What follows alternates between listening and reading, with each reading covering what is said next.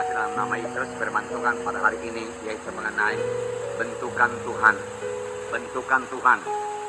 Saudaraku, Tuhan perlu membentuk kita lebih dahulu supaya kita bisa dipakai Tuhan.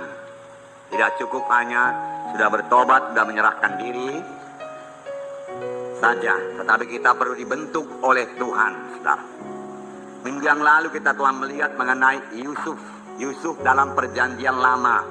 Yusuf anak Yakub. Tuhan mempunyai maksud yang luar biasa besarnya dalam hidup Yusuf. Dan Tuhan telah menyatakannya kepada Yusuf melalui mimpi. Yusuf pun mengerti bahwasanya mimpi itu dari Tuhan. Dan Yusuf pun tahu bahwasanya dia akan menjadi pemimpin yang besar, di mana orang-orang termasuk saudara-saudaranya menyembah kepadanya.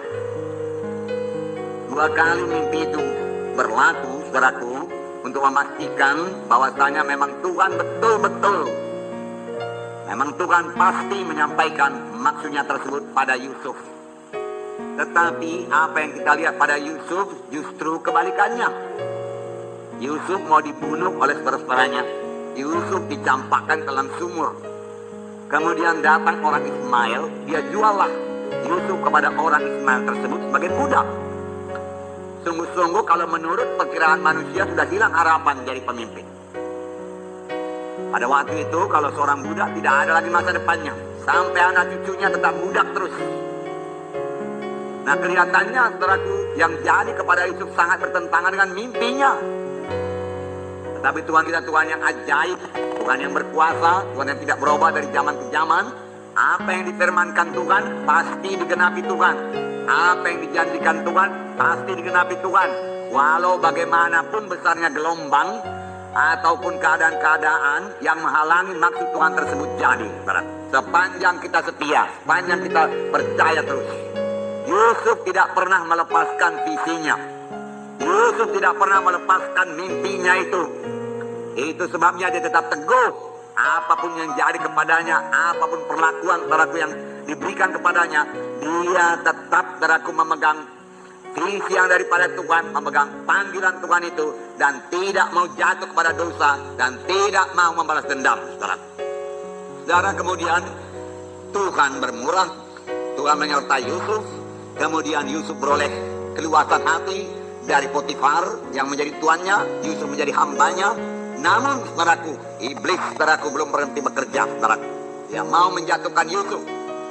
Dia mau menghancurkan hidup Yusuf melalui istri Potifar yang menggoda Yusuf dari hari ke hari, dari hari ke hari, supaya Yusuf jatuh pada dosa hawa nafsu. Tapi nyata Yusuf teguh, saudaraku. Dia tahu kalau dia sempat jatuh kepada dosa, panggilannya hilang. Dia tidak akan sampai kepada mimpi yang diberikan Tuhan kepadanya. Tuhan sendiri mau menyampaikan mimpi itu.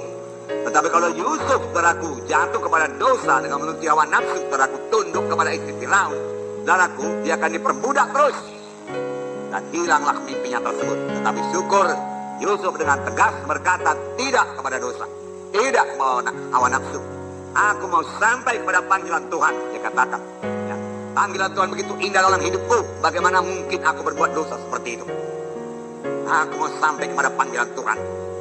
Saya yakin semua kita setelah sudah dipanggil Tuhan, dan Tuhan mempunyai maksud yang begitu indah dalam hidup kita.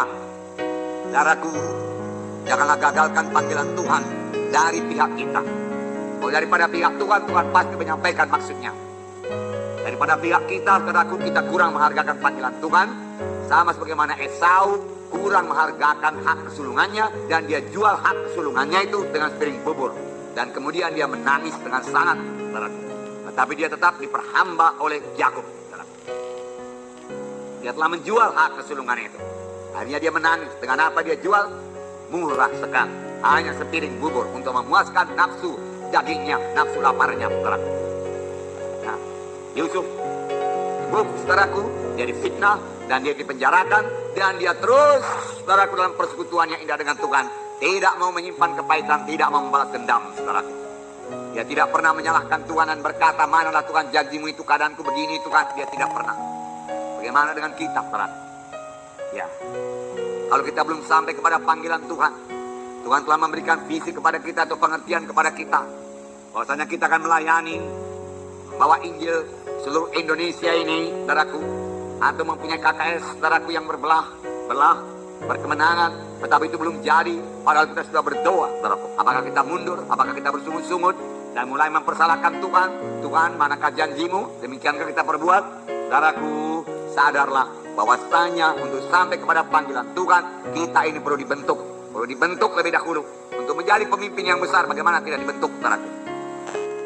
Ada saatnya kita mengklaim, saudaraku, kuasa Tuhan, saudaraku. Tapi ada saatnya, saudaraku, kita perlu dibentuk Tuhan, saudaraku. Amin, saudara. Dan dalam hal itu kita harus menyerah kepada Tuhan dan mengangkat salib, saudaraku. Saya katakan hari minggu yang lalu, mengangkat salib itu, saudaraku, tidak enak itu. Menyangkal diri tidak enak. Bukan kesenangan saya, kesenangan Tuhan. Kalau saya mau menyenangkan Tuhan, saya menyangkal kesenangan saya. Jadi bentukan itu sering tidak enak bagi tubuh ini, saudaraku. Tidak enak bagi tubuh ini. Tapi kalau saudara mau sampai kepada panggilan Tuhan, saudaraku, sangkalah tubuh ini, saudaraku. Senangkan Tuhan, saudaraku. Nah, perlu juga saya katakan, saudaraku, bahwasanya untuk dipakai Tuhan, untuk menjadi pelayan Tuhan, saudaraku, dia baca firman Tuhan, patuh kepada atasan, saudaraku. Saudara, tidak seorang pun bisa dipakai Tuhan dengan roh berontak. Tidak seorang pun dipakai Tuhan dengan roh kesombongan, yang merasa dirinya tahu segala sesuatu, saudaraku. Merasa dirinya hebat. Karena Tuhan tidak pernah mengurapi kesombongan. Amin, saudara. Ya.